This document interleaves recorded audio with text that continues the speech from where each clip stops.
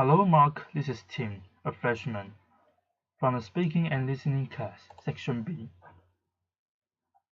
I'm going to do the recording assignment, the speech. I am the son of a terrorist. Here's How I Chose Peace by Ebrahim. On November 5th, 1990, a man named El-Said Nasser walked into a hotel in Manhattan and assassinated Rabbi Meir Kahane, the leader of the Jewish Defense League. Nasser was initially found not guilty of the murder, but while serving time on lesser charges, he and other men began planning attacks on a dozen New York City landmarks, including tunnels, synagogues, and the United Nations headquarters. Thankfully, those plans were failed by an FBI informant. Sadly, the 1993 bombing of the World Trade Center was not. Nasser would eventually be convicted for his involvement in the plot. El-Said Nasser is my father. I was born in Pittsburgh, Pennsylvania in 1983 to him, an Egyptian engineer, and a loving American mother and grade school teacher, who together tried their best to create a happy childhood for me. It wasn't until I was 7 years old that our family dynamic started to change. My father exposed me to a side of Islam that few people, including the majority of Muslims, get to see. It's been my experience that when people take the time to interact with one another, it doesn't take long to realize that for the most part, we all want the same things out of life. However, in every religion, in every population, you will find a small percentage of people who hold so fervently to their beliefs that they feel they must use any means necessary to make others live as they do.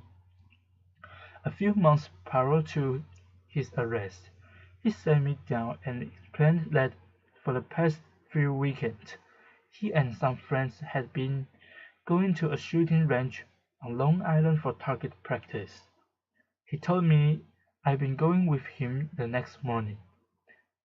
We arrived at Carpenter's shooting range, which, unbeknownst to our group, was being watched by the FBI.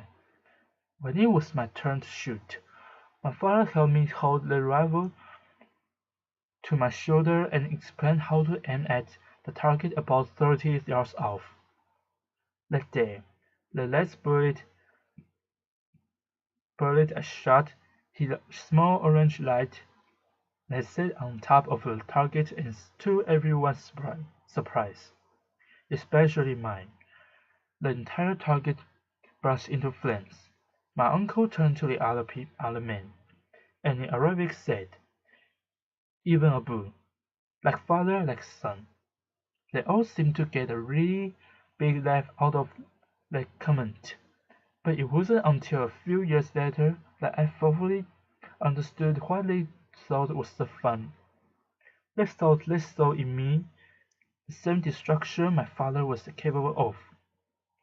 Those men would eventually be convicted of planting a fan filled with 1,500 pounds of explosives into the sub-level parking lot of the World Trade Center's North Tower, causing an explosion that killed 6 people and injured over 1,000 others. These were the men I looked up to.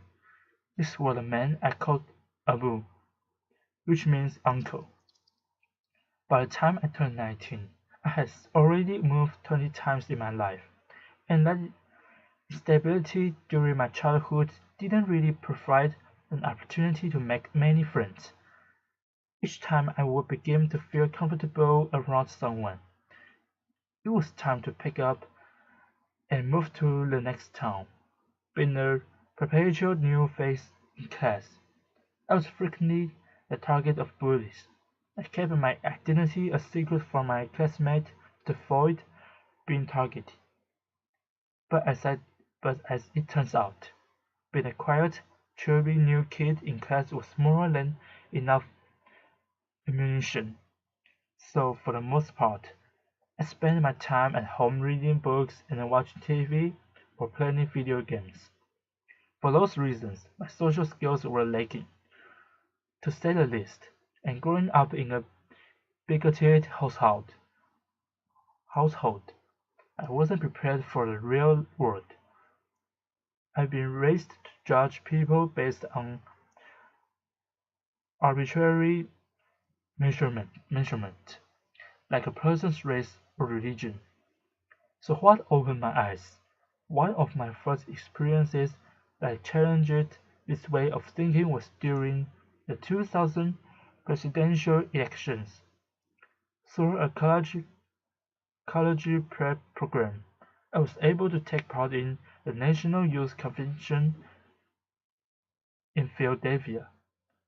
Particularly, my particular group's focus was on youth violence, and have been the victim of bullying for most of my life. This was a subject in which I felt particularly passionate. The members of our group came from many different walks of life. One day toward the end of the convention, I found out that one of the kids I had befriended was a Jewish.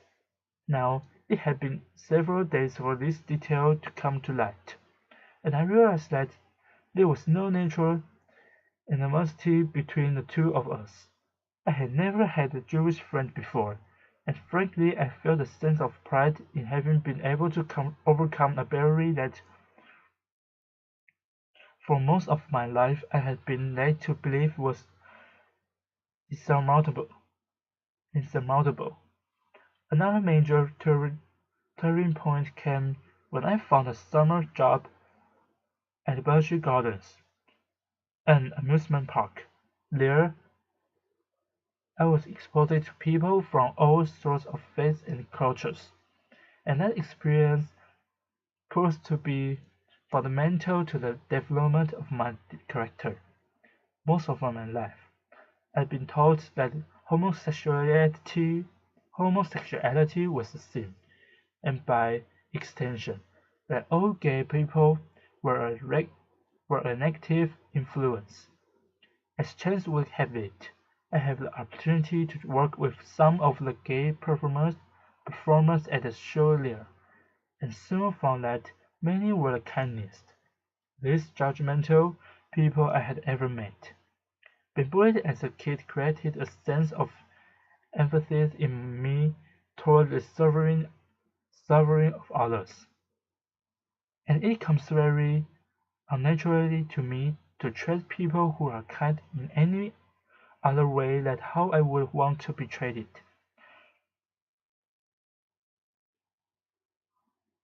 Because of that feeling, I was able to contrast the stereotypes I'd been taught as a child with real life experience and interaction.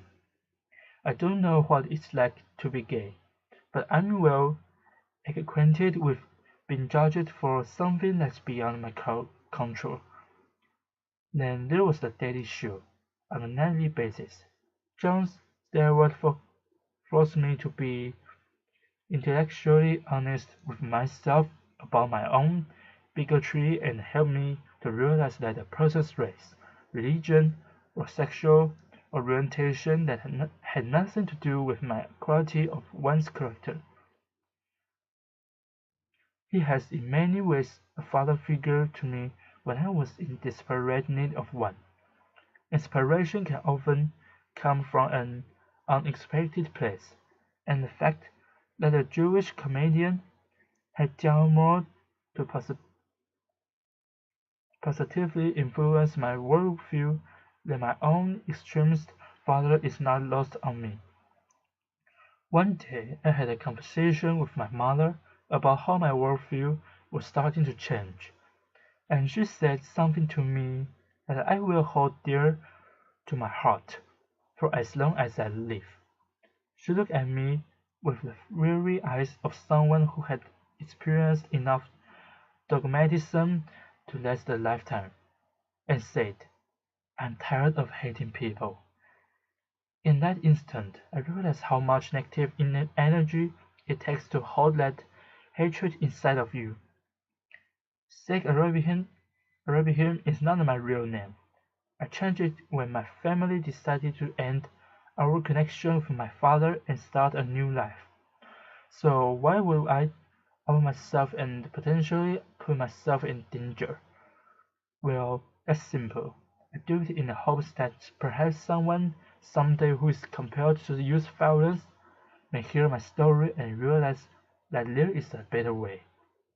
That although I had been subjected to this violent, intolerant ideology, and I did not become fanaticist.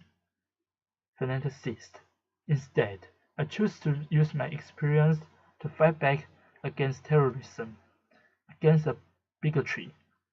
I do it for the victims of terrorism and their loved ones, for the terrible pain and loss that terrorism has forced upon their lives. For the victims of terrorism, I speak out against these senseless acts and condemn my father's actions. And with that simple fact, I stand here as proof that violence isn't inherent in one's religion or race, and a son does not have to follow the ways of his father. I am not my father. Thank you. Applause. Thank you, everybody. Applause. Thank you all. Applause. Thanks a lot. Applause.